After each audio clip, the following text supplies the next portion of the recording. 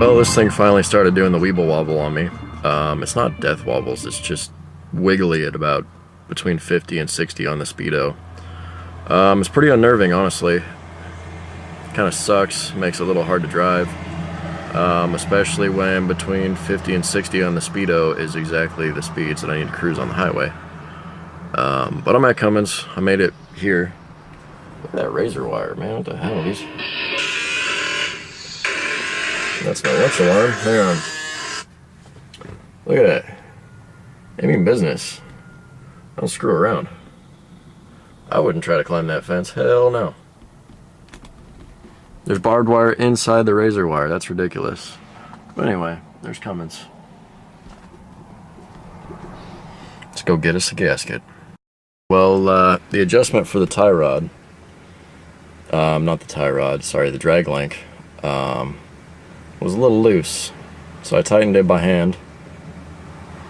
And hopefully that'll get us back without any weeble wobbles. We'll find out. If it starts weeble wobbling again, I'll pull over and tighten it by hand again. And kind of get this thing back and then tighten the bejesus out of it. Like the nuts aren't loose or anything. I guess it just wasn't tight enough. Whatever. Got the gasket.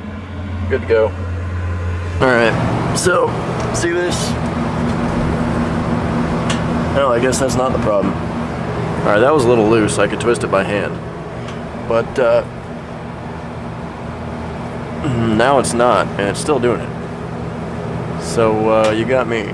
I think that's a symptom. Whatever's making the truck wobble is making that come loose. I think it's just bad geometry, honestly.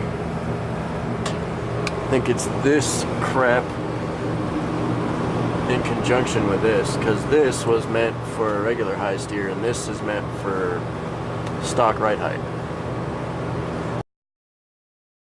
Hey bros, what's up? Today we finally got our Cummins head gasket, so we're going to go ahead and install our head.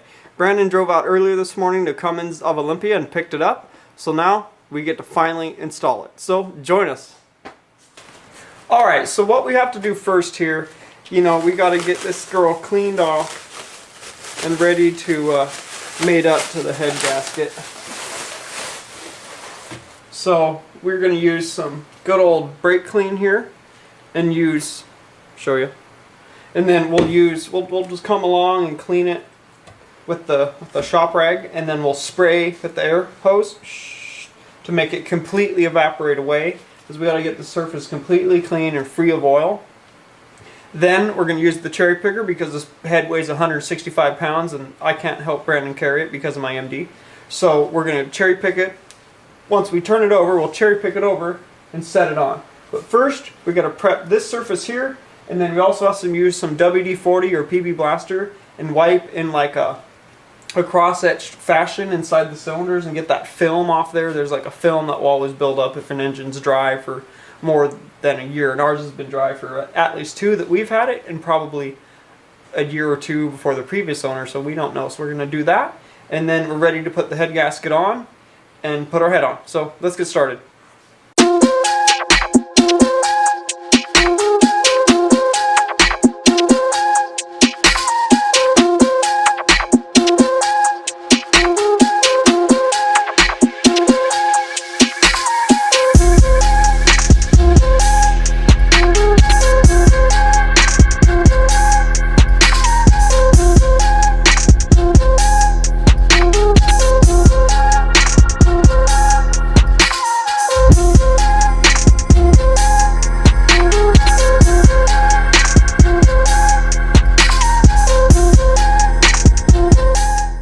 Alright, now that we got the head clean, prepped, and ready, Brandon's going to go ahead and set the cherry picker up on it, and then we're going to use some GM cylinder cleaner I have left over from a friend of mine that had a weird cylinder ring in his E46 BMW.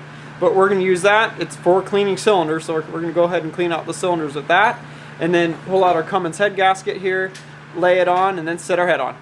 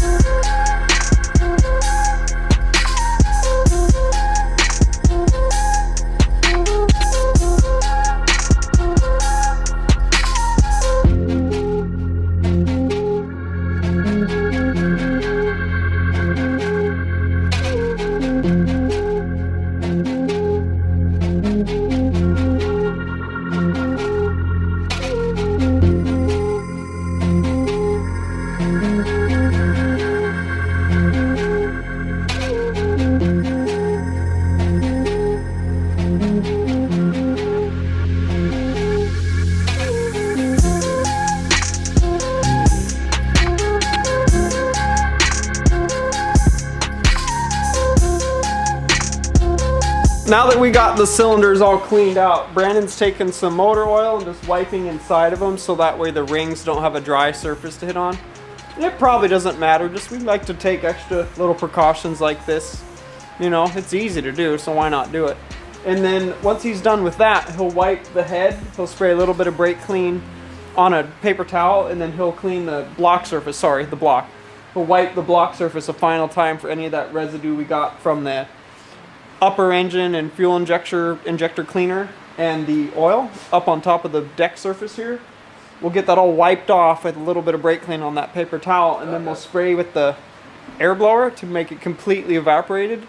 And then we'll go ahead and take our Cummins head gasket, lay it on there, and then we'll bring the head over, set it on, and start torquing down our head studs.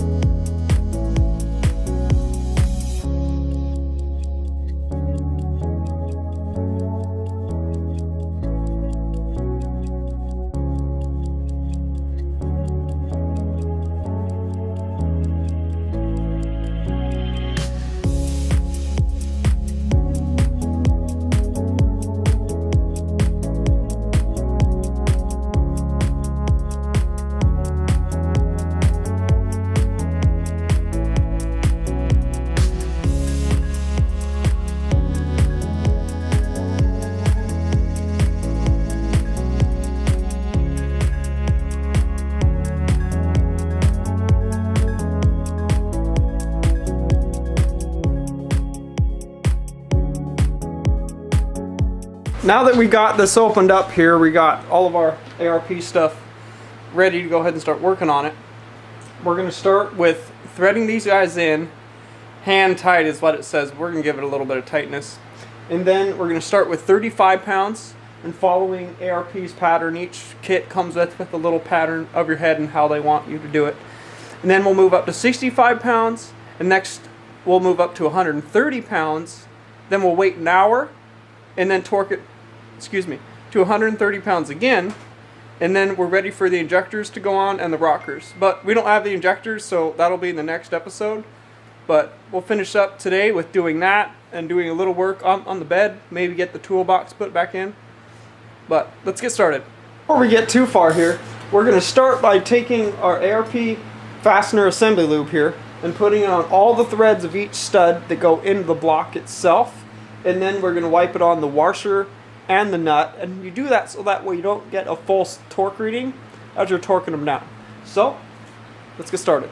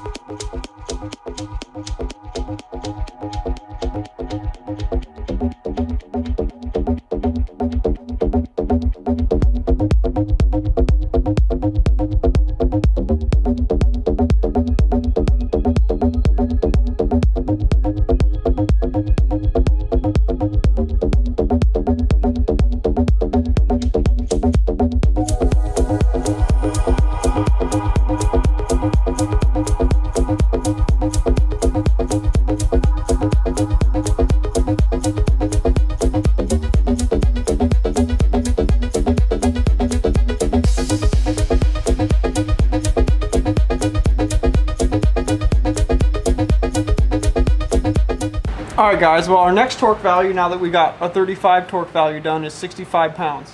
Then after that, we're going to go to 135 pounds, and then you're supposed to wait an hour and then retighten it down to 35 pounds again to let them set up. But we're going to just do that in the morning. Give them a little extra time.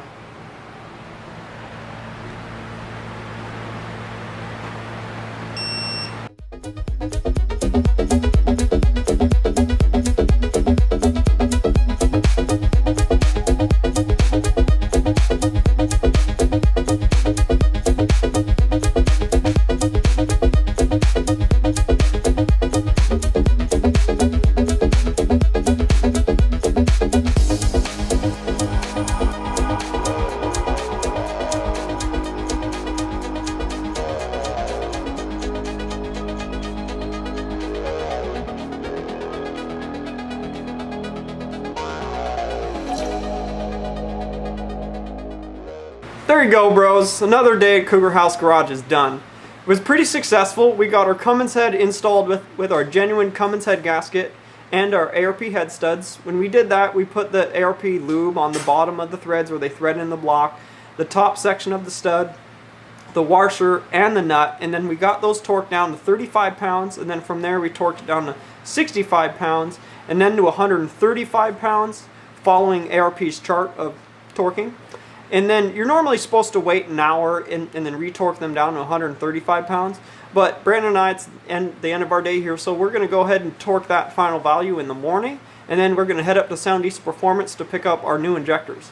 We thought we were using BAGGED diesel injectors, but Gene ordered us up some industrial injection injectors. So that's pretty exciting. The guys at Welder Up Vegas use that stuff, so we're stoked about it.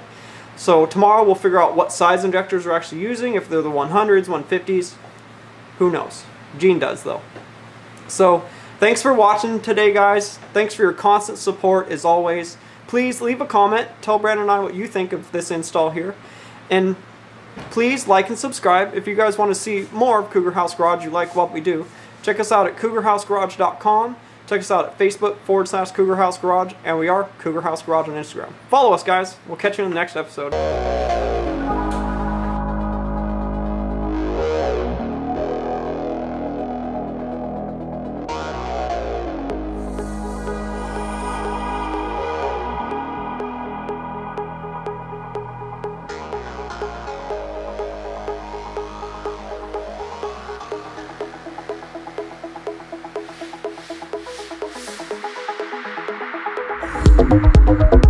Thank you.